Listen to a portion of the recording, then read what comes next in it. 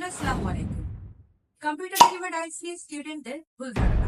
অনেক স্টুডেন্টরাই মনে করে যে কম্পিউটার ডেলিভার্ড আইএলটিএস দিতে হলে তাদেরকে কম্পিউটারে খুব বেশি দক্ষ হতে হবে, আবার ওদের কম্পিউটারের জন্য আলাদা কোর্স করতে হবে। সেই ধারণাটা পুরোটাই ভুল, কারণ কম্পিউটার ডেলিভার্ড আইএলটিএস করার জন্য আপনাকে আলাদাভাবে কম্পিউটার শিখতে হবে। আপনাদের যে ব্যাচে ছাত্ররা থাকবেন তারা ক্লাস করানোর সময় কম্পিউটারের খুঁটিনাটি ধারণা দিয়ে থাকবেন। সো সেই ক্ষেত্রে আপনাকে আলাদাভাবে কোনো কোর্সে অ্যাডমিট হতে হয় না।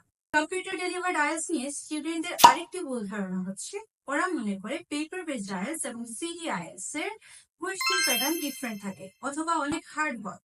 এরকম কোনো ব্যাপারই না, কারণ সিডিআইএলটিএস এন্ড পেপার বেসড আইএলটিএস দুইটা আলাদা মেথডে হয়, but question pattern same. Computer deliver IELTS শুরু হতে যাচ্ছে আগামী 27শে জুলাইয়ের পরে।